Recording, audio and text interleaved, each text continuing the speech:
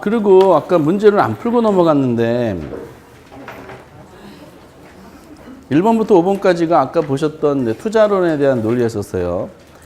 한번 잠깐 복습 한번 해보면은 1번의 총소득 승수는 총투자액을 총소득으로 나눈 값이래요. 너무 오래전에 해서 이거 맞죠?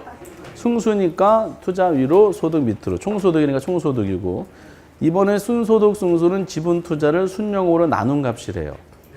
이건 X죠. 지분 투자가 아니라 총 투자 하셔야 되죠. 3번의 지분 투자 수익률은 세후 현금 수지를 지분 투자액으로 나눈 비율이래요. 맞는 거죠? 아까 세후 수익률이었으니까. 4번에 대부 비율이 60%면은 부채 비율은 150%가 된대요. 이거 맞죠? 그렇죠? 5번에 부채 감당률이 1보다 작다는 것은 순이 원리금상을 감당하기 부족하다는 뜻이래요. 맞죠? 이런 식으로 이제 우선 나왔어요. 올해가. 그래서 뭐 지금 1번부터 5번까지는 그 2번만 틀렸네요. 나머지는 이제 맞고, 나머지 6번부터 10번까지는 이제 지금부터 하셔야 될 내용이죠. 두 문제짜리인데, 대출 상한에 대한 부분을 논할 때 그 저희들 대출 금액 결정하고 대출 기간 결정하고 상한 방법 결정하고 금리를 결정해요. 은행 대출 받으시려면은. 그랬을 때 이제 다른 건 다 일정하다 가정하고 한 가지만 가지고 논하는 겁니다. 그것이 이제 금리 가지고 한번 해보자. 그 개념이 잘 설명이 되어 있는데, 고정금리하고 만약에 변동금리를 시험에 내잖아요. 그 고정금리 쪽이 정답이 좀 많이 나와요. 그 고정금리는 이제 내용상으로 이런 의미를 가지는구나 라고 개념 정의랑 시험에 나오는 그 동그라미 2, 3번에 대한 주제를 생각하시면 되고, 변동금리는 이제 특징만 몇 가지 암기해 놓으시면 되십니다. 사실상. 고정금리라는 것은 개념이 말 그대로 전체 기간이죠. 전체 대출 기간 동안에 대출자하고 차입자가 약정한 거 있죠. 약정한 이제 명목이자율을 명목이란 말을 안 써주는 경우도 있고, 동일한 명목이자율을 적용하는 거를 무슨 금리다? 고정금리다. 그러니까 전체 기간 동안에 금리가 안 변해요. 근데 안 변하는 금리는 명목이자율이야. 명목이자율은 경제학적인 용어고, 이거 실무적으로는 대출자하고 차입자 간의 약정한 이자율이라고 해서 이거를 계약을 통해서 정한 이자율 그럽니다. 계약을 통해서 정했다 그래서 계약 이자율로 내는 경우가 있고, 계약을 통해서 정했다 그래서 약정 이자율로 내는 경우가 있어요. 근데 이제 우리 시험은 명목 이자율이라는 공식적인 용어를 쓰는 게 일반적이다라고 보시면 되고, 그 특징 중에 가장 유명한 특징이 이거예요. 이 시장 금리는 계속 변하죠. 이건 대출 금리가 고정되어 있다는 뜻이니까, 그럼 시장 금리는 계속 변하고 시장 금리를 변화시킨 요인이 상당히 많을 거 아니에요. 근데 이제 그 많은 요인 중에 우리는 일관된 방향으로 인플레이션을 가지고 논하게 돼 있어요. 인플레이션 종류는 몇 개 있다 그랬죠? 그 예상한 인플레이션하고 예상치 못한 인플레이션이 있어. 근데 은행들은 예상한 인플레이션은 걱정하지 않아요. 예상한 인플레이션은 이미 대출금리에 반영이 돼 있어요. 근데 문제는 예상치 못한 인플레가 터진 거야. 그럼 이자율, 시장 이자율이 변동되겠죠? 그럼 이자율 변동에 따른 이제 불확실성. 그 위험은, 누가 부담하냐? 전부 누가 부담한다. 이렇게 나온 적이 있었고요. 여기 책에도 이제 약간 설명이 되고, 설명이 없네. 이때 가로 안에 두 사람이 들어갔었어요. 대출자가 나온 적이 있었고, 차입자가도 나온 적이 있어서 똑같은 지문에. 하나는 맞고 하나 틀렸겠죠. 누가 전부 부담할까? 대출자. 그러니까 대출자가 전부 부담한다고 시험 문제 나오는데, 이거를 당연히 이제 돈을 빌려준 은행이라고 생각하셔야 되겠지. 빌린 사업을 하시면은 전혀 답이 황당하게 나옵니다. 어쨌든 이제 가장 유명한 특징이 이것이고요. 그러나 이제 그 결과적으로 이제 왜 고정금리가 많이 내냐면, 항상 공부하실 때 이 틀 안에서 공부하셔야 되는데, 두 가지가 이제 경우수가 있기 때문에 그래요. 지금 대출금리가 고정금리로 말 그대로 이제 고정돼 있어요. 근데 시장금리는 계속 변해요. 시장금리 계속 변하고, 근데 두 가지 경우가 이제 어떤 경우냐 봤더니, 그 시장금리랑 대출금리를 이제 구성했을 때, 고정금리 제도에서 깔아줘요. 고정금리 제도에서 시장금리가 대출금리보다 낮을 경우, 시장금리가 높을 경우 두 가지 경우입니다. 그래서 우리는 이 내용들이 위에 있는 것 중에 어느 거랑 연결되는지를 확인하셔야 돼. 그 반대로 연결되면 그 지문이 틀리게 되는데 우선은 이제 과거에는 단순하게 물어봤죠. 누가 불리합니까? 라고 물어보면은 이렇게 되면은 차입자가 불리해요? 대출자가 불리해요? 고정금리 제도에서 시장금리가 대출금리가 낮을 경우 당연히 차입자가 불리하지. 돈을 빌린 사람. 그 차입자는 이제 고정금리로 10%인데 시장금리가 1%까지 떨어졌어요. 그럼 본인은 계속 10%를 대출 만기까지 적용되고 있는데 지금 남들은 1% 받는다는 뜻이죠. 그럼 본인이 불리하다는 거를 알까 모를까? 알죠. 여기서 어려운 문제가 작년에 화폐시장 같이 묶여서 나왔는데 그럼 뭐 하겠어? 그 기존 거 계속 유지하기 곤란하죠. 기존 거 그 상환하기 위해서 또 재융 잡았죠. 이거를 이제 대환이라 그래, 대환. 그럼 대환했을 때 얼마 정도 이제 이익을 얻을 것인가 이걸 물어본 적이 있었어요. 어쨌든 우리는 자체적으로는 대출 차입자가 이제 불리하다는 게 알아요. 그럼 본인이 불리하다는 걸 알기 때문에 차입자는 무슨 생각할까? 미리 갚으려고 그러겠지. 이걸 뭐라 그런다? 조기 상환이라 그래. 그래서 조기 상환 가능성은 증가해요, 감소해요? 증가한다는 거야. 이거를 재작년에는 기출문제 좀 나중에 보시면은 요 말이 나왔어. 근데 어떻게 나왔냐면 고정금리 제도에서 시장금리가 대출금리보다 높을 경우에 차입자들의 조기 상환 가능성은 증가한다 이렇게 돼 있어요. 그럼 말이 안 맞지. 이게 더 높은데 차입자가 조기 상환한다는 것은 있을 수가 없어요. 이렇게. 그래서 이제 합리적인 차입자다 그러면은 조기 상환 가능성이 점점 증가하게 돼. 그래서 그러면 이제 누가 문제 생길까? 대출자가 문제 생기죠. 조기 상환이 증가하다 보니까 대출자는 고정금리로 만약 10년 해줬다. 그러면은 10년 동안에 안정된 이자 수입을 계속 모색하려고 생각했던 거죠. 그런데 처음에 생각했던 이자 수입을 더 이상 얻지 못하는 문제 생기죠. 이거를 뭐라 그런다? 조기 상환 위험이라 그런다. 조기 상환 위험은 점점 증가해요, 감소해요? 증가하는 거예요. 여기서 조기 상환 위험이란 말이 은행에서 입장에서 논했을 때 하나가 나왔어요. 그럼 조기 상환 위험이라면 혹시 나오면은 금리 하락 시기야, 금리 상승 시기야? 금리 하락 시기에 고려되는 거죠. 금리 하락 시기에서 고정금리 제도에서 심각해질까? 변동금리 제도에 심각해질까? 고정금리 심각해지는 거지. 변동금리를 해주면은 조기 상환하러 왔을 때 조기 상환 안 하도록 좀 금리를 낮춰주면 되잖아요. 그러니까 이제 이것은 고정금리 때 그럼 은행들은 이런 상황이 대출할 당시부터 발생할 수 있을 거라는 걸 알게 되겠죠. 그 대비를 일정 부분 하겠지. 완벽하진 않겠죠. 우리 시험은 어디까지 나왔냐면은 조기 상환 수수료 등을 부과해가지고 조기 상환에 대한 일정 부분을 부담을 시키게 만드는 거죠. 그래서 고객님이 조기 상환 오셨네요. 지금 대출 이제 1억 받으셨네. 근데 지금 1,000만 원 갖고 조기 상환 오셨네. 로또 당첨되셨나? 그래가지고 대출 잔액 9천만 원 나왔잖아요. 조기 상환 수수료가 대출 잔액의 그 1,000%예요. 그러면은 9천만 원 갚는 것뿐만 아니라 1,000%니까 곱하기 9억 더 갚으시면 됩니다. 고객님, 로또 당첨되시니까 우리한테 다 주세요. 이렇게 이제 얄밉게 하죠. 그러면 이제 9억을 갚는 걸 다 10원짜리 동전으로 마련해서 막 던져버리죠.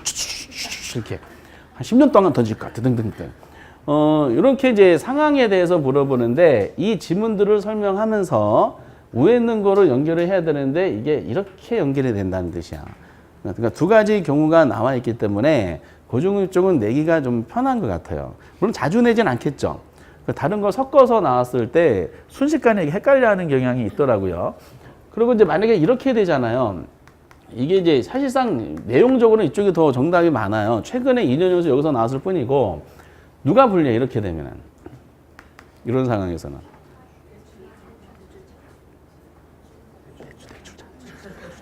아니 이것도 차입자 불리하고 이것도 차입자가 불리하면은 그렇죠. 이건 대출자가 불리하지. 고정금리니까 그래요. 이게 10%로 고정이 되는데 시장금리가 20%까지 막 높아지고 있는 상황이에요. 그러면은 대출자가 올리고 싶어도 못 올리는 상황이 발생하죠. 대출자가 불리합니다. 근데 불리한데 이 불리한 그 상황에 대해서 여쭤보는 거죠. 그 책에도 이제 이거는 언급이 돼 있어요. 불리한데 왜 불리하냐? 우리 시험은 대출자들의 수익성이 악화될 우려가 있다. 이렇게 표현했었어요. 요즘 같은 상황이죠. 그리고 이제 수익성이 악화된다는 말을 조금 더 구체적으로 한번 딱 나온 게 대출자들의 실질 이자율이 있죠. 실질 이자율이 어떻게 될까요? 하락할까 상승할까 그대로일까? 그렇죠? 하락할 우려가 있다 이렇게 나온 거야. 이런 상황입니다. 고정금리라는 것은 명목이자율이 동일하다는 것이지 실질 금리까지 동일한 걸 말하는 건 아닙니다. 그런데 고정금리 제도에서 시장금리가 대출금리보다 높을 경우 이렇게 직접적으로 표현하는 경우도 있지만은 요 상황, 위에 있는 특징이 요걸 얘기한 거거든요. 요 상황에 대해서도 이제 여러분들 그 해석을 할 때 중요한 내용이 있더라고요. 그 시장금리를 변화시킨 많은 요소가 있지 않겠는가. 근데 우리는 다 고려하면 힘드니까 인플레이션만 가지고 논한다. 근데 어떻게 되냐면은 실제 인플레율이 예상한 인플레율보다 크다면, 실제가 예상보다 높다면 이렇게 표현해요. 그러면은 이렇게 나오면은 이걸 낸 거구나. 딱 떠오르셔야 돼. 그러면 이렇게 높다면은 무슨 일이 발생했다는 뜻이야?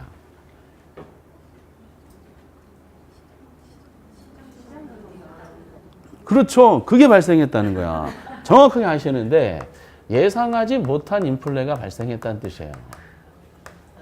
그럼 예상하지 못한 인플레이션 누가 다 부담해? 대출자가 전부 부담한다 그랬잖아. 그 실질 이자는 하락하고요. 그리고 수익성은 악화됩니다. 그럼 은행도 이런 상황이 발생할 수 있다는 것을 알아요, 몰라요? 알겠지. 여기서 우리 시험에 참 자주 나온 질문이 있어. 이걸 대비를 하겠지. 대비하기 위해서 어떻게 한다? 처음부터 초기 금리를 높입니다. 그때 이 초기 금리가 자주 나온다는 뜻이야. 대출 당시에 초기 금리를 비교해 보면은 고정금리가 높아요? 아니면은 변동금리가 높아요? 이 주제는 금리 쪽은 거의 내용이 공식화되어 있어요. 내는 거 또 내고, 낸 거 또 내고, 지문이 내용이 많지가 않아서 고정금리가 높다는 것이 다 상식이죠. 융통성을 발휘할 수 있는 변동금리보다 융통성을 발휘할 수 없는 고정금리는 처음부터 금리가 높아집니다. 이렇게. 그래서 고정금리가 왜 높으냐라는 질문도 다 이런 내용이죠. 근데 요 내용들을 계산 문제로는 못 내는데 그래도 이제 우리가 일정하다 가정한 약간 논하면은 실제 인플레이션은 예상한 인플레이션하고 예상하지 못한 인플레이션의 합이야. 근데 이제 은행들이 이제 대출 이자율을 고정금리로 정할 때 있죠. 이 명목 이자율은 가장 간단한 구조가 실질 이자율 플러스 예상한 인플레이율을 반영한 겁니다. 근데 은행이 굉장히 중요한 것이 실질 이자율이에요. 은행은 자기 돈 가지고 대출해 준 게 아니라 그랬죠. 예금자한테 예금을 유치하잖아요. 그 예금자한테 이자 나가야 되잖아. 여기 예금 이자율이 들어가 있고 직원들 월급 들어가 있고 관리비 들어가 있고 지점마다 임대료 들어가 있고 각종 광고 비용 같은 게 들어가 있고 뭐 세금 같은 거 들어가고 그리고 이제 본인도 먹고 살아야 되니까 은행에 마진이 들어가 있어요. 이게 훼손되면 큰일 나. 그래서 쭉 여러 가지 다 예금을 다 조사해 보니까 실질 이자율은 한 4% 정도를 받아야 된다라고 판단했어. 그런데 예금이 예상되는 인플레를 조사해 보니까 한 2%가 나올 걸로 추정이 돼. 그럼 대출할 당시 있죠. 대출 당시에 차입자한테 이자를 몇 %로 정합니까? 6%를 고객님은 고정금리로 이제 대출을 적용 받으시면은 되시겠네요. 그 6%를 꼬박꼬박 잘 갚으셔야 됩니다라고 한 거죠. 근데 지금 상황이 실제 인플레가 예상 인플레보다 커졌어. 그러니까 예상한 인플레이션은 2%라고 했죠. 근데 이거는 이제 차입자한테 전가시켰잖아요. 근데 실제 인플레가 이게 5%가 발생한 거야. 그럼 무슨 일이 발생한 거야? 응? 예상치 못한 인플레이션보다 3%가 추가적으로 1년 동안 발생한 겁니다. 그러면은 1년 후 있죠. 1년 후 상황을 비교해 보면은 명목이자율은 이게 추가로 발생했어요. 몇 프로가 돼? 응? 몇 프로? 그렇죠. 정확하게 아시네요. 좀 만장일치로 지금 답변하셨어요. 만장일치 6%라 그랬죠. 6%지.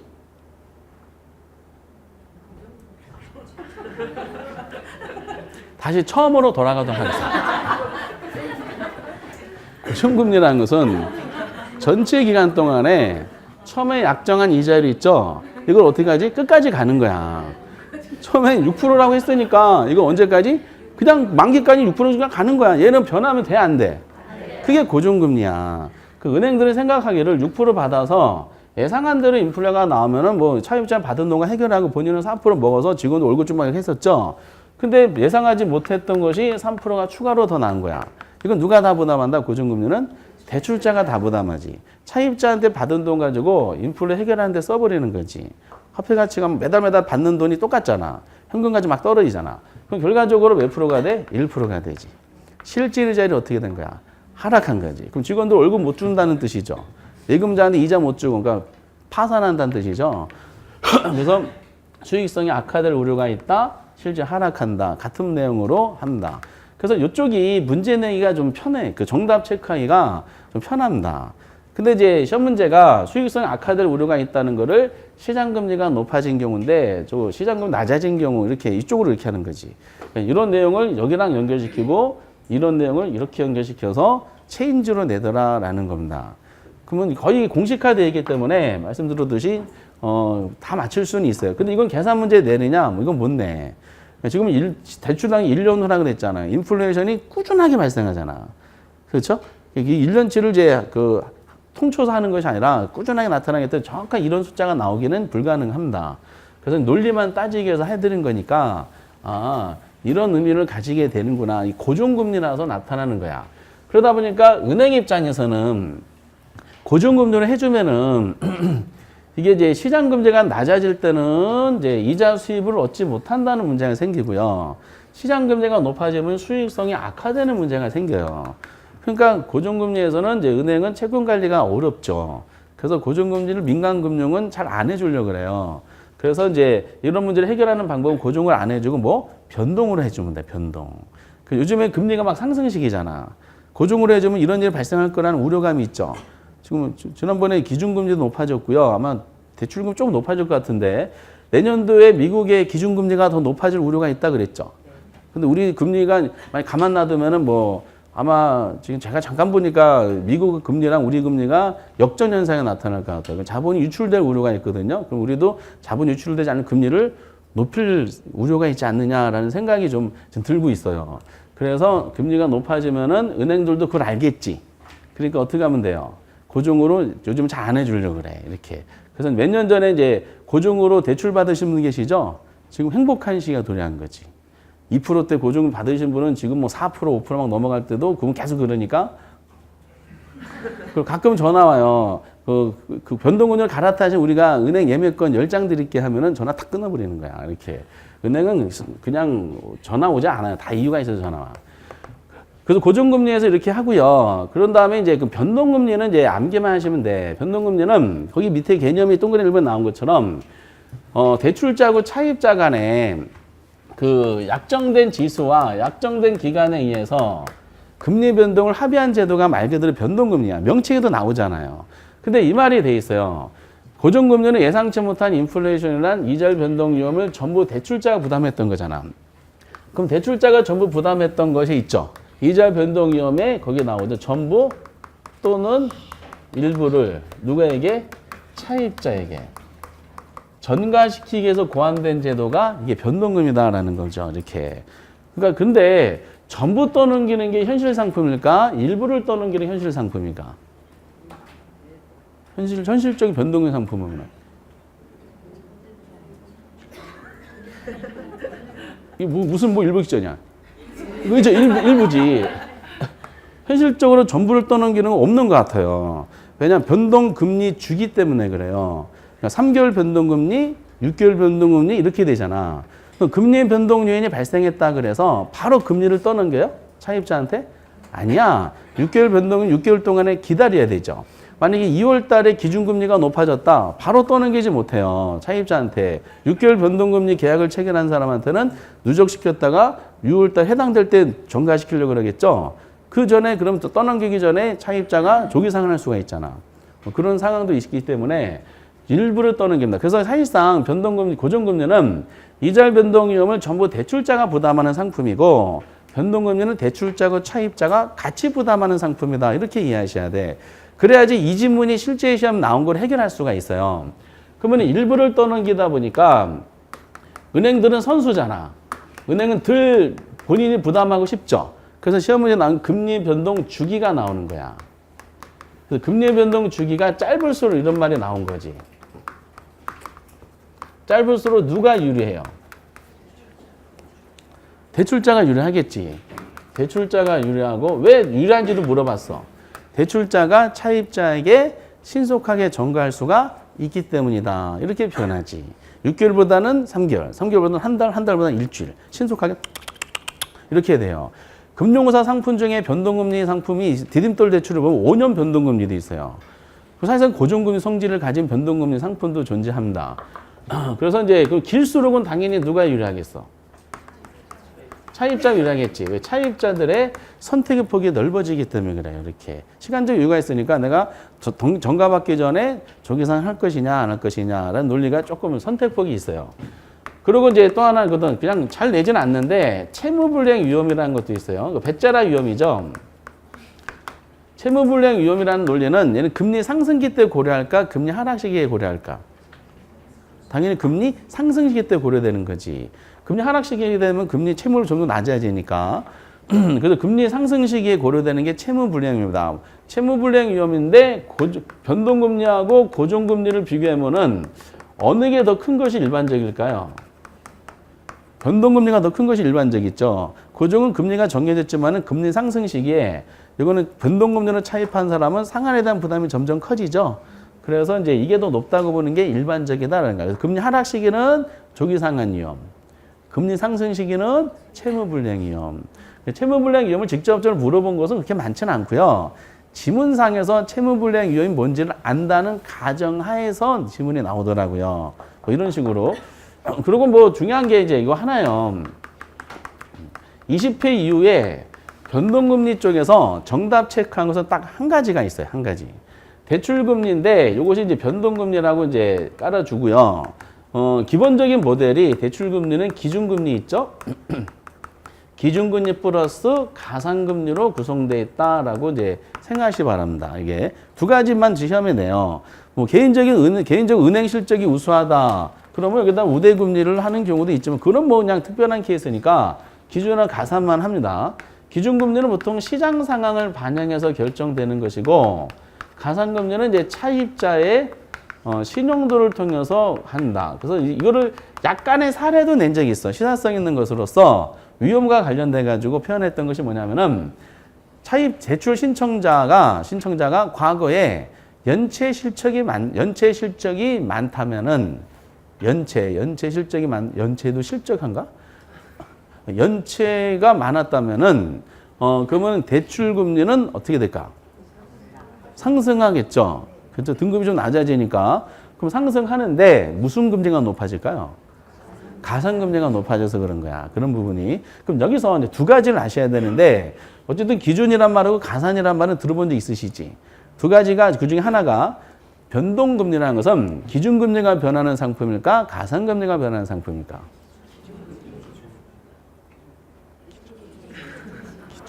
기준금리가 변하는 상품이 변동금리라는 꼭 알아두세요. 가상금리에 변하는 것이 아니라 가상금리 대출할 당시 차입자의 신용조회를 통해서 정하는 금리입니다. 계속 변하는 것은 요게 변하는 거야. 이게. 그리고 두 번째는 이 기준금리 역할하는 게 뭐가 있느냐 정도 보시면 돼. 우리나라는 대표적으로 CD금리하고 그리고 코픽스가 있어요. CD랑 코픽스. 이게 무슨 뜻인지 몰라도 관계없어. 얘네들 무슨 금리다? 기준금리. 그리고 옛날에 유명했던 질문 두 가지만 한번 볼게요. CD만 통용됐던 시대에서 CD 금리가 상승하면 이랬었어요. CD 금리가 상승하면은 CD 금리를 가상 금리로 하는 대출 금리도 상승하는 게 일반적이다. X죠. 지금 이제 잘 들어보세요. CD 금리가 상승하면은 여러분들 지금 이렇게 보면서 보기 4번 걸 읽으시는 거예요. 현장에서. CD 금리가 상승하면은 CD 금리를 가상 금리로 하는 대출 금리가 상승한 것이다. X가 된 거야. 왜? CD 금리는 가상 금리가 아니라 기준 금리가 되는 거기 때문에 이게 높아지면 CD를 기준금리라는 대출 높아 이렇게 표현해야 돼. 20회에 유일하게 나온 이제 정답 체크 변동금리가 이거요. 코픽스 해놓고 가로치고 코픽스 이랬어요. 코픽스란 코픽스란 대출 금리로서 말한다 해가지고 세 줄로 나왔었어요. 이렇게. 그 내용들은 뭐 나중에 보시면 됩니다. 내용은 중요하지 않았고, 그럼 이게 O예요, X예요? 이거 뭐하기 물체냐? 이건 X였었어. 왜 X였을까? 그러니까 코픽스는 대출 금리가 아니라 대출 기준 금리로서 이렇게 했어야 됩니다. 그래서 글씨 하나 바꾼 거야. 대출 금리는 가상금리 포함하는 개념이죠. 코픽스랑 CD는 기준금리 역할을 한다는 뜻이죠. 그래서 낼 게 없으니까 이런 이제 말장난 같은 거 하는 거예요. 아, 죄송스러워요. 대신 사과드리도록 하겠어요. 이렇게. 근데 그래서 출제위원들이 이제 논점으로 이제 판단하는 데 있어서 재미난 부분이 이제 이쪽이 두 가지 경우가 판이하게 동감할 수 있는 사실이라서 이쪽에서 이제 시험 문제가 많이 나오고 요건 나중에 이제 요약집 나오면은 거기에 있는 내용들을 이제 그럼 암기만 몇 가지만 탁탁 치고 들어가면 돼요. 그래서 CD가 뭐고 코피가 뭐를 깊숙하게 들어가서 공부하실 필요가 전혀 없어요. 이제 구조적인 내용이니까. 이게 이제 대출에 대한 부분 중에 첫 번째 중에 금리적인 측면이다라고 말씀드리겠어요. 올해는 이제 작년, 재작년 연타석으로 나와가지고 28회 때는 약간 좀 등한시된 파트가 금리 쪽이야. 29회 때는 조금 더 신경을 제가 써드려야 되고요. 그리고 이제 핵심이 매년 나오는 게 이제 거기에 대출 상환 방법에 대한 논리죠. 88페이지에 이제 원리금 균등 방법하고 원금 균등 방법 체증식이 있는데 원리금 균등과 원금 균등 두 가지만 가지고 한번 해줄 예정입니다. 근데 어차피 이제 나중에 이거를 암기가 아니라 여러분들 이거 이해를 하셔야 되는데 시험 때까지 1회부터 올해 시험 때까지 쭉 이 대출 상환에 대한 부분을 뭐 계산 문제 나온 거, 뭐 그래프 문제 나온 거, 말로 나온 거를 다 모아봤더니 지문 나온 거 다 모아봤더니 그래프 딱 4개면 해결이 돼. 그래프. 그러니까 4가지 그래프를 해결하기 때문에 여러분 그림으로 이해하셔서 공부하시잖아요. 실수를 안 해. 이해. 문과 하나하나를 말장난하는 거를 거기 현혹되시지 않기 위해서는 그래프를 하셔야 된다. 그래서 이제 그 내용이 뭐냐? 근데 그래프를 다 하진 않고요. 4가지 중에 이제 그 2개 그래프 가지고 한번 보도록 하겠어요. 어차피 핵심은 원리금 균등하고 이제 원금 균등에 대해서 비교하는 겁니다. 먼저 원리금 균등 분할 상환 방법이 있죠. 그럼 내용은 아주 간단해. 자체적인 것은 문제 만약에 어려워. 대출 상환 방법. 물론 요거는 상환 방법만 다른 거예요. 그러니까 대출 금액하고 대출 금리 다 똑같다는 거야. 대출 금리가 똑같은 거기 때문에 무슨 금리 모델이야? 다 고정금리 모델이다라고 생각하셔야 돼요. 상환 방법만 달라. 이게 원리금 균등 분할 상환 방법 방식 또는 방법 또는 방식 이렇게 표현합니다. 처음에 대출 상담 받으실 때 대출 상담 하시는 분이 원리금 균등 방법으로 이제 처음에 설명을 해줘요. 원리금 균등이 은행 입장에서도 좀 유리하고 담보대출 같은 경우 차입자 입장에서도 이게 유리할 수 있다라는 식으로 표현이 됩니다. 어쨌든 원리금 균등 분할 상환 방법 균등은 뭐죠? 균등은 똑같지. 분할은 나눠서 상환하는 방법이지. 그러니까 똑같이 나눠 상환하는 방법은 뭐를? 원리금 상환액을 똑같이 나눠서 상환하는 방법. 이게 원리금 명칭 그대로 균등 상환 방법이에요. 국어시험이야, 국어시험. 그러다 보니까 이제 가장 이제 그 중요한, 그 지문상 중요한 것은 그 원리금 상환액 있죠? 원리금 상환액이 이제 그 대출 기간 내내 어떨까? 일정할까? 점점 증가할까? 점점 감소할까?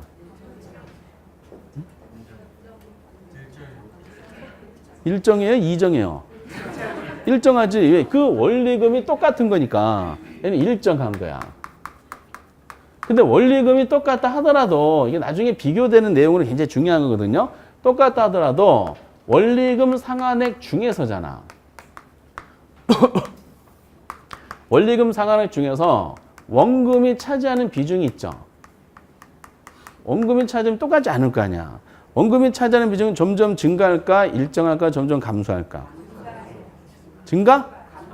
감소? 증가도 나오고 감소도 나오고 일정 없어요? 일정 샀습니다. 일정 없네요. 아, 또 이렇게 적어드려야 돼. 맨날.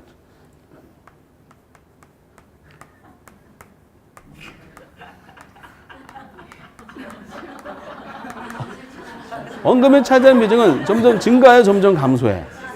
점점 증가하는 거야. 이게 점점 증가하나 봐. 이렇게 나와요. 좀 증가하는 거 꼭 알아두세요. 이거 자주 옛날부터 뭐 토주대감 지문이죠. 근데 이자가 차지하는 비중은 점점 어떻게 되겠어? 그렇죠. 얘는 점점 감소하는 거야. 그래서 대출 기간 동안에 이자가 점점 줄어들어요. 줄어드는 거를 원금으로 채우는 방식이기 때문에 원금 상환액은 점점 늘어나. 줄어드는 이자에 가고 늘어나는 원금 상환액 더한 거 있죠. 두 개를 더한 원리금 상환은 어떻다는 거야? 일정하다는 뜻이지. 뭐 이런 구조적인 내용이고, 이걸 두 가지 스타일로 이제 어차피 내용이 이거 하나밖에 없어. 하나밖에 없는데 이거를 이제 그래프 문제랑 특히 계산 문제. 요거를 알면은 다른 방법, 원리금, 균등, 체증시, 원금방 이런 거 비교하는 지문들이 이제 우리는 맞출 수가 있게 되는 겁니다. 그래프를 이제 이해하실 때 잘 보시면은 종축에다 이제 그 원리금 잡고 원금 잡고 이자를 잡는 거야. 원리금, 원금, 이자. 그리고 여기다가 이제 만기를 이렇게 잡아요.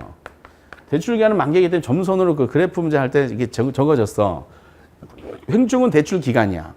그럼 만기 동안에 이렇게 똑같은 금액에 나가는 게 있어요. 이게 뭘까? 원리금. 이게 원리금이야. 저 위에 세 가지 중에 원리금 상환액은 똑같아. 근데 왜 똑같은지에 대해서는요, 그 내용을 말씀 안 드릴게. 이게 대출제, 원금 있죠, 원금. 빌린 돈에다 곱하기 저당상수를 곱해서 계산합니다. 저당상수. 그럼 저당상수는 이제 이자율하고 기간을 통해서 계산하는 건데, 저당상수를 조회보고 구하게 하지 않고 저당상수 데이터는 꼭 제시해줘. 이거 계산 문제 못 풀어, 이거는. 꼭 제시해주니까 저당상수는 우리가 아직 안 했어요. 원리금 상환액을 구하기 위한 자본하는 개수다 정도만 우선 알아두시고요. 원리금은 이렇게 일정한데 원리금 중에 이자가 차지하는 비중이 있죠. 이자는 점점 어떻게 될까? 이자는 점점 줄어들어. 왜 이자가 줄어드는 거 아까 용어정의 미리 말씀드렸는데, 이자는 전년도 말이 있죠. 전년도에 갖고 난 나머지 전년도 말 대출 잔액이 있어요. 대출 잔금에다가 뭐를 곱해서 계산한다? 대출 이자율을 정하는 거야. 근데 대출 이자율이 얘는 뭐죠? 고정금리라고요? 변동금리라고요?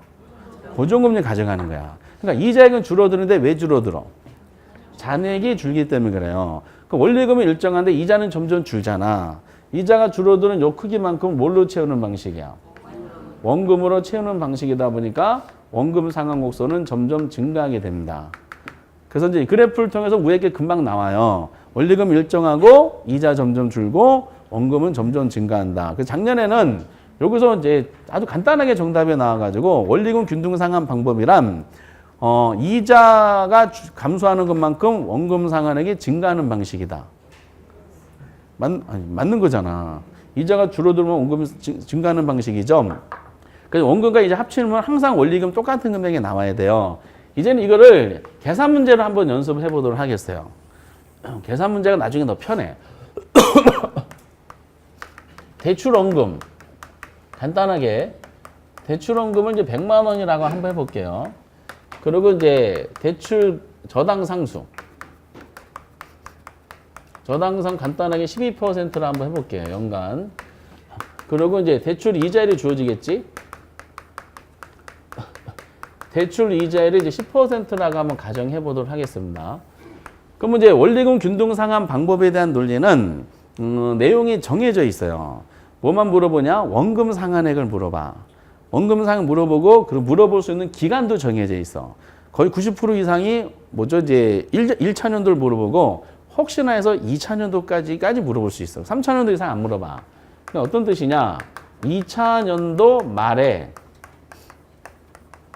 원금 상환액이 얼마요? 라고 여쭤보는 거야. 그러면 이거 구해야 돼요? 아니면 우리가 풀어야 돼요? 풀어야 되지. 이거 아마 이 정도로 되면은 거의 뭐 한 10초에서 15초 만에 아마 여러분들 실력으로 푸실 겁니다. 어차피 자료가 딱 3개밖에 없죠. 투자론 계산 문제를 연습하시고 금융론 계산 문제를 접하시잖아요. 다 하찮아 보여. 그래서 힘드실 때는 꼭 투자론을 공부하셔야 되는 이유가 바닥을 치면은 모든 게 다 하찮아 보이기 때문에 그래. 하찮아. 그러면 이제 이거를 원금 상환액이 얼마냐 물어봤잖아요. 단계별로 한번 여쭤볼까? 그 1차 년도 있지. 1차 년도에 이제 원리금 상환액은 구할 수가 있다 없다. 구할 수가 있지. 얼마요? 1200? 아니 지금 빌린 돈이 100만 원이거든요. 빌린 돈이 100만 원인데 첫 해 갚은 돈이 그렇지. 빌린 돈이 100만 원인데 100만 원 갚고 120만 갚고 1000만 원 1억 2천만 갚으면 안 되잖아. 그러니까 빌린 돈이 얼마다? 100만 원이고 저당 상수가 몇 프로 줬어? 12%니까 12% 하시면 되지. 그럼 100만 원 곱하기 12% 하면 얼마야? 12만 원이야. 아, 12만 원. 그 다음에 뭐를 구해야 돼? 이자를 구해야 되지. 여러분들 혹시 대출을 지금 상환하고 계신 분들은 주택담보들 거의 원리금 균등이 많으실 거야. 70%가 원리금 균등이니까. 근데 이제 원리금 균등의 그 대출 본인의 계좌 정보를 클릭하시면은 요대로 지금 이제 상환하고 계시는 거 확인이 될 겁니다. 이렇게. 근데 이제 이자죠, 이자. 그러면 원리금 구하고 이자를 보면 이자는 얼마야? 이자는. 그렇죠. 처음에는 갚은 돈이 있어, 없어? 갚은 돈이니까 대출 잔액이 그대로 100만 원이죠. 첫 해는 대출원과 잔액이 똑같잖아요. 이자율이 몇 프로다? 10%야. 그러면 이제 100만 원에 10% 곱하면 되지. 그럼 얼마죠? 10만 원이 되는 거예요. 그럼 원금 상환액을 구할 수가 있지. 첫 해 원금 상환액은 얼마죠?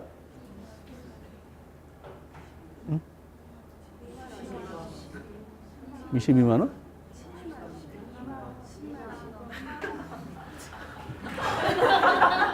여러분 잘 보세요. 잘 보세요. 원금을 구하는 거잖아. 처음에 원리금을 구했잖아. 원리금. 그 원금을 하면 그 여기다 빼기 이자를 빼는 거야. 이자를 빼면은 요게 다 사라지잖아. 사람 뭐만 남아? 원금만 남잖아요. 그래서 원리금을 구하고 이자를 구한 이유가 이걸 계산하게 한 거지. 그 얘는 12만 원이고 얘는 10만 원이니까 여기서 그 빼면은 2만 원이 나오지. 어휴, 2만 원입니다. 2만 원. 첫 해는 2만 원. 그래서 17회 때 요게 물어본 적이 있었어요. 이게 나중에 빨리 푸는 방법도 있지만 우선 정석적으로 2차 년도를 물어봤다. 혹시나 해서 2차 년도 물어보면 이제 2차 년도 원리금 상환액 얼마일까? 12만 원. 얘는 12만 원이지. 그럼 고민하면 안 되지. 15차 년도 원리금 상환 얼마야? 1200년도 얼마야? 32,000년도 얼마야? 12만 원, 12만 원. 그러니까 얘 원리금 균등은 얘가 그냥 끝까지 똑같이 처음에 그 똑같이 나가는 거예요. 12만 원, 12만 원, 12만 원, 12만 원 이렇게 나가는 거예요. 이제 두 번째. 이자를 구해야 되지. 이자는 줄겠어요? 아니면 줄어들겠어? 줄어들지. 그럼 두 번째 연도 이자를 계산을 하면 잔액을 알아야 되는데 전년도 말 잔액을 구하기 위해서 전년도 말에 이미 얼마를 갚았어? 2만 원 갚았으니까 잔액이 얼마 남았어? 98만 원이 남았지. 원금은 이자는 갚은 게 아니니까 98만 원에 똑같이 10% 조정하면 되죠. 얼마요? 9만 8천 원이 됩니다. 그러면 첫 해보다 이자는 얼마가 빠졌어요? 2천 원이 빠졌죠. 2천 원 빠진 거를 뭘로 채우는 방식이야? 원금으로 채우는 방식이지. 그러니까 2만 2천 원이 정답이 되는 거지. 거의 1차 아니면 2차만 물어봐요. 그 이상 물어보는 건 의미가 없어. 만약에 17차 거 물어봤다. 12만 원이지. 이걸 구하려면 장난이 아니잖아. 3차 년도 10만 원 또 이거 빼가지고 또 빼가지고 이거 하다가 잠깐 하나 놓쳤어. 잠깐 중간에 잘못했어. 처음부터 그러면은 거의 뭐 100번을 이거 풀다가 이제 틀리고도 시험에 나오는 거지. 이렇게 안 되지. 물론 이제 재무용 계산기를 갖고 계신 분은 그 활용하시면은 기간하고 원금하고 이자 집어넣고 기간 딱 엔터 치면은 이게 바로 나오는 경우가 있어요. 근데 그게 지참이 금지잖아. 그래서 원리금 균등 방법은 이렇게 1차 아니면 2차만 물어보는 게 100%다라는 겁니다. 그런데 특징이 여기까지 나오잖아요. 원리금 상환액은 지금 어떻다? 일정. 이자는 줄죠. 어느 만큼, 그럼 원금은 증가. 뭐만큼 증가요? 이자가 줄어드는 금액만큼 원금으로 채우기 때문에 늘어난다. 이렇게 이제 논하게 됩니다. 요것이 이제 그 원리금 균등 방법에 대한 논리고, 그리고 올해 계산 문제로 나왔었던 원금 균등 방법에 대한 논리야. 오른쪽에 이제 나오죠. 원금 균등 분할 상환 방법은 요거는 계산 문제를 낼 때 기간에 제한이 없어요. 작년에, 올해죠. 우리가 학원에서 어떤 게 연습했냐면은 10년 상환이야. 10년 상환이면은 몇 개월이죠? 월로 계산하면은? 1년에 혹시 12개월인 건 잘 아셔야 돼. 실제로 10년인데 계산할 때 어떤 분은 100개월로 계산한 분이 계십니다. 1년이 12개월이었지? 이렇게 해가지고 실수한 분 계세요. 1년이 12개월이야. 120개월이야. 학원에서는 어떻게 하냐면 120개월로 월 상환하는데 120개월 중에 81번째 달에 계산, 그 원리금상 얼마, 이거 물어본 적, 이렇게 풀고 가셨어. 어떤 분이 이제, 이거 풀 수 있을까 없을까? 이거 풀 수 있어. 시간 얼마 안 걸려요. 이거는 원금 균등이기 때문에 가능한 거야. 근데 81번째 거 하지 말고, 첫 달치 거 하면 안 돼, 첫 달치 거? 근데 이제 올해 9번째 거 물어봤죠. 올해에. 그래서 이건 이제 앞으로 언제든지 내도 될 것 같아. 그럼 원리금, 원금 균등 분할 상환 방법이라는 것은 균등이 뭐죠? 똑같이 나누어서 상환하는 방법. 뭐를? 원금을 똑같이 상환하는 방법이야. 그럼 이 세 가지를 나중에 이제 비교해야 되니까 그중 대표 두 가지를 비교하는 과정 중에 이것도 당연히 원리금 상환액에 대한 구조를 판단할 수 있으셔야 돼요. 원금 균등 분할 상환 방식은 원리금 상환액 있죠? 원리금 상환액이 어떻게 될까? 일정할까? 증가할까? 감소할까? 직감적으로. 여러분들 나중에 이제 그 한국주택금융공사 홈페이지 들어가 보시잖아요. 거기 홈페이지에서 이제 자체적인 자금 대출이 보금자리론이라고 해서 보금자리론. 보금자리론 인터넷 클릭하시면은 보금자리 대출 받아보신 분들은 그 상환 방법이 정해져 있어요. 금리는 고정금리로 되어 있고 상환 방법이 원리금 균등 방법, 원리금 균등 방법 가능하다. 원금 균등 방법 가능하다 되어 있고 원금 균등 방법은 가로치고 체감식 상환 방법 이렇게 돼 있어. 체감식 상환 방법 그리고 체증식도 가능한데 체증식 다만 40세 미만만 가능 이렇게 이제 돼 있어요. 홈페이지 들어가 보시면은 그럼 결과적으로 제가 이제 체감식 상환 방법이라고 홈페이지에 나와 있다 그랬죠. 그럼 이제 원리금 상환액이 점점 증가한다, 감소한다, 일정하다. 감소하는 거야. 체감식이니까 점점 감소하나 봐.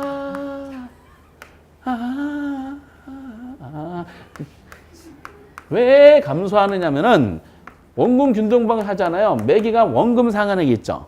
원금 상환액은 어떻게 될까? 일정할까? 아니면 이정할까? 일정해요. 똑같아요. 그래서 원금 균등인데 이자액이 있죠. 이자액이 점점 어떻게 된다? 감소해. 그러니까 일정한 원금 상환액에다가 점점 줄어드는 이자액을 더했더니 전체 원리금 상환액은 줄어들더라. 이렇게 나오게 되는 겁니다. 이게 와닿죠? 근데 이거를 이제 그 말로 하는 것보다 그림을 하면은 한 방에 그냥 해결이 돼. 이렇게 총 4가지 그래프 중 오늘은 2가지만 한번 해볼 예정입니다. 원리금 상환액 집어넣고 원금 상환액 집어넣고 이자를 집어넣어요. 그럼 만기가 이것도 있겠지. 횡축은 대출 기간이고 수평선에 이렇게 되는 게 이게 무슨 금액일까? 원금 상환액이 돼. 원금 상환액이 왜 일정하냐면 얘는 대출 받은 돈 있죠? 대출 받은 돈 곱하기 뭐 한다? 아니 대출 곱하기 나누기 대출 기간이야. 주로 원금 균등 방식으로 상환하는 거를 이제 입력되어 있는 데가 주로 카드 회사예요. 카드 회사. 카드 회사에서 상품 결제하면 몇 개월로 해드릴까 물어보잖아요. 그러면 몇 개월로 찍으면은 카드 회사에 이제 입력이 되면 거기서 원금 균등 방식이 공식 입력이 돼요. 컴퓨터에. 그래서 그런 식으로 한번 점심시간에 한번 실험해 보세요. 점심시간에 만약에 된장찌개 드셨다. 된장 5,000원이다. 그럼 몇 개월로 해드릴까 물어보잖아요. 그러면은 좀 경제적 부담이 돼서 한 500개월로 한 해주세요. 그러면은 5,000원 누르고 500개월 누르고 엔터 치면은 이게 카드 회사 가고 그 다음 달에 5,000원 나누기 500개월 해가지고 원금 상환액 10원. 남아있는 잔액 4,990원 번, 그리고 이자 얼마 이렇게 나와 있을 겁니다. 한번 재미삼아 한번 해보세요. 그리고 이자 있죠, 이자. 이자는 어떻게 될까? 아까 어떻게 구한다? 이자는 항상 대출 잔금에다가 곱하기 뭐? 이자율. 이렇게 하는 거라 그랬죠? 그러면 이자액은 점점 줄고 원금은 일정하니까 원리금 상환은 어떠는 거야? 얘도 같이 주는 거지. 뭐 때문에 줄어드는 거다? 이자 때문에 줄어드는 거야. 합친 거. 원금과 이자 합친 거를 원리금이라 그러잖아요. 일정한 원금 줄어드는 이자 합친 원리금 같이 줄어들어. 이거 이해되시죠? 그렇죠. 이 정도 표정은 다 이제 그거 아무것도 아니에요. 그래서 올해 나온 문제 형식을 한번 해볼게. 대출 받은 돈을 얼마로 해볼까요? 그러더니 똑같이 한 100만 원 한번 해볼게요. 대출 기간을 이제 20년으로 한번 해볼까? 그리고 대출 이자를 몇 프로로 할까요? 연간 몇 프로? 원하는 거. 그죠? 5%는 좀 어렵죠? 5% 어려우니까 이제 10%를 간단하게 해볼게. 10% 연간. 근데 이거를 두 가지 스타일로 물어볼 수 있어요. 월 상한액을 물어봐. 월 상한액 하면은 몇 개월 동안 갚는다는 뜻이야? 120개월이야. 그럼 월 상한액으로, 아니, 240개월이 20년 했으니까. 그럼 240개월이죠? 그럼 240개월로 했을 때 월로 구하라. 그러면은 100만 원이란 금액이 안 주어지겠지. 그 얼마가 주어질까? 그러면은. 딱 떨어지게 해줘요. 240개월이야. 그러면은 대출 받은 돈은 뭐 2,400만 원이라든지 아니면 2억 4천만 원이라든지 딱 떨어지게 해준다는 거야. 우시면 어떻게 한다고요? 딱 떨어지게 해줘. 이게 만약 100만 원인데 240개월이면 딱 안 떨어지잖아. 그러면 이제 우리 보고 이제 항의하러 오란 뜻이니까 딱 떨어지게 해줘. 그리고 10%로, 현실 10%가 아니라 대부분 5%를 많이 해주는데, 이거는 20년이니까 연상한으로 한번 해볼게. 연상한인데 13차 년도. 13차 년도 말에 이거는 당연히 원리금 상환액을 물어봐요. 얼마입니까? 라고 물어봤다. 그럼 푸실 수 있겠어요? 없겠어요? 이거는 풀 수 있게 가능해. 왜? 뭐 때문에? 원금 균등이니까 가능한 겁니다. 그래서 이제 이거는 예의상 원금 상환이 얼마인지 알기 위해서 1차 년도 거를 계산할 수가 있으셔야 돼요. 1차 년도 때 원금 상환액은 얼마야? 그렇죠. 딱 떨어지니까 얼마 빌렸어? 100만 원 빌렸죠. 몇 년짜리야? 20으로 그냥 나누면 돼. 이것은 현장에서. 원금 상환이 금방 나오죠. 그러면은 100만 원을 20으로 나누는 것은 계산기가 있어야 돼요. 그럼 얼마냐? 5만 원이야. 그 이자 계산해야 되지. 이자 계산하면 이제 1차 년도에 갚은 돈이 없잖아. 대출 잔액은 그대로 100만 원 원금이 되는 거죠. 이자율이 몇 %다? 10%. 그러면 얼마 갚는 거야? 저태. 10만 원 나가죠. 합한 원리금은 얼마겠어? 15만 원이 되지. 그래서 1차 년도를 물어본 것은 최초로 15-1회 때 나왔어요. 10년도 넘었어. 그러니까 똑같이 얘는 1차 년도를 안 물어봐. 그러니까 이제 그리고 25회 때는 이제 2차 년도인가 물어봤어요. 그리고 올해 28회 때는 9차 년도를 물어봤어요. 그러면은 이제 조금 더 나가서 뭐 9차를 물어보든 10차를 물어보든 20차를 물어보든 다 똑같으니까 13차를 한번 보도록 하겠어요. 그러면은 13차 년도에 원금 상환액은 얼마일까요? 얘는 그냥 5만 원이야. 원금 균등 끝까지 5만 원 나가는 거예요. 그럼 이자 계산하는 게 관건이잖아요. 그럼 동일한 금액이니까. 그럼 13차 년도에 이자를 구하려면 잔액을 알아야 돼. 그럼 13 이자를 구한 잔액은 얼마 적용해야 돼?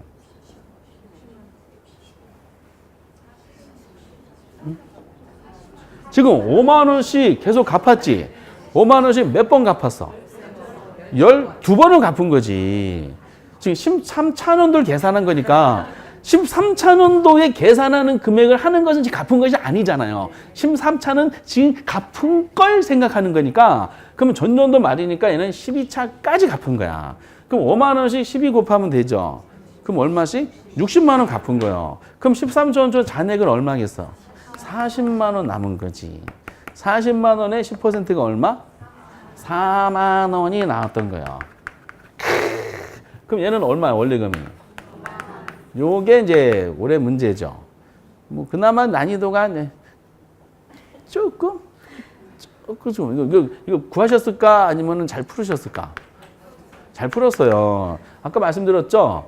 120개월 중에 81번째 거 계산하고 막 이렇게 하고 갔으니까. 원공균등 그래서 기간에 제한이 없이 나옵니다. 물론 중간 거를 이제 막 물어보면은 이 금액 있죠? 금액을 딱딱 떨어주게 해주기 때문에 우리가 이제 풀 수 있게 해줘요. 그러면 아직 24년도 걸 이제 부채 탕감해 볼까요?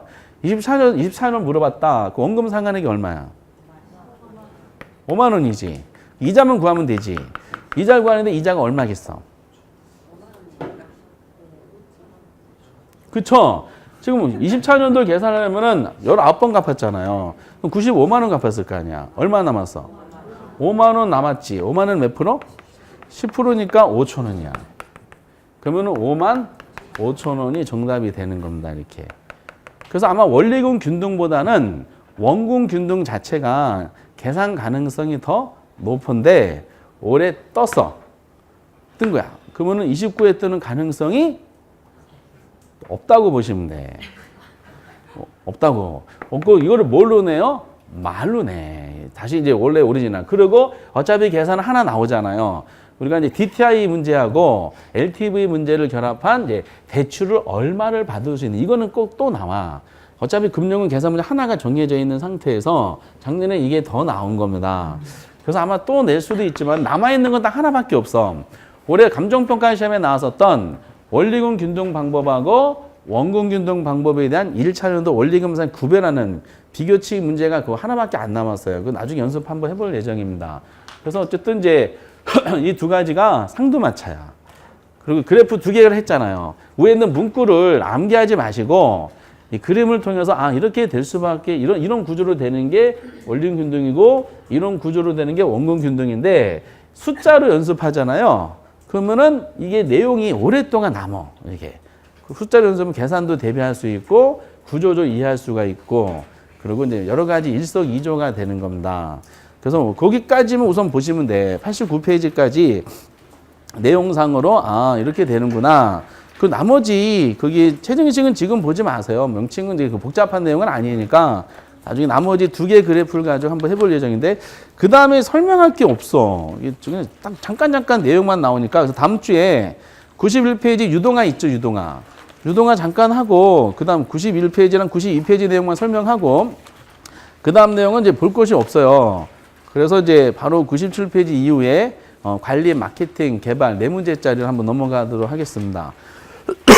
나눠든 프린트 있죠? 6번 문제. 대출자는 만기 전 변제, 이게 조기 상환 위험이죠?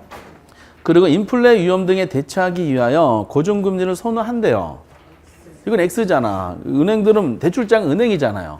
그러니까 이걸 해결해서 뭐 선호한다? 변동금리 선호한다 하셔야 되죠.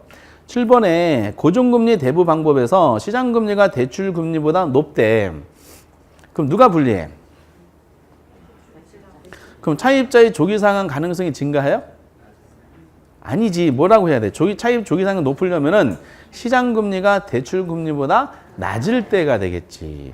만약 시장금리가 대출 높은데, 즉 대출금리가 10%인데 시장금리 20%까지 높아졌는데 차입자가 조기 상환을 왔어요. 은행은 감사한 거야. 그래서 은행 자체적으로 영화 예매권 한 장 주고 2장도 아니고 한 장 줘서 감사합니다 하고 상패까지 줘요. 종이 쪽지 하나. 어쨌든 그래서 그 7번은 틀렸네. 낮은 경우라고 하셔야 되고 8번의 초기 이자율은 변동금리 고정보다 높은 게 일반적이래. 틀렸죠? 고정이 높죠? 이거 틀렸고요. 9번의 원리금 방법이고 매기간 원리금 상환액 중에서 원금 상환액에 차지하는 비중은 점점 증가하는 게 일반적이래요. 지금 원리금 상환액이지? 글씨가 이렇게 써놨잖아. 원금에 차지하는 비중은 점점 어떻다? 원금이 차지하는 비중은 그림상 점점 어떻다? 증가. 원금이 차지하는 비중은 점점 어떻다? 증가. 계산도 하고 그래프도 하고 이건 맞잖아요. 그쵸? 이건 맞고 10번의 원금 방법의 경우 매기간 원리금 상환액은 일정하다. X죠. 원금 균등 방법 뭐가 일정해? 원금 상환액이 일정하지. 원리금 상환액이 일정한 것은 무슨 방법이다? 원리금 균등이고 이것도 틀렸어요. 그래서 수준이 이 정도가 아주 기본적인 문제가 나오죠. 그래서 오늘은 투자론 아주 어려운 어림셈법을 보셔서 총순 전후 총의 순환 전지 그리고 대부비율 그리고 부채 감당률 그 채무 대부채 이렇게 해서 그것만 알아두셔도 뭐 좋습니다 라고 말씀드리겠어요. 오늘 어려운 거 하셨어요. 대단히 수고하셨습니다. 다음 주에 다시 뵙겠습니다.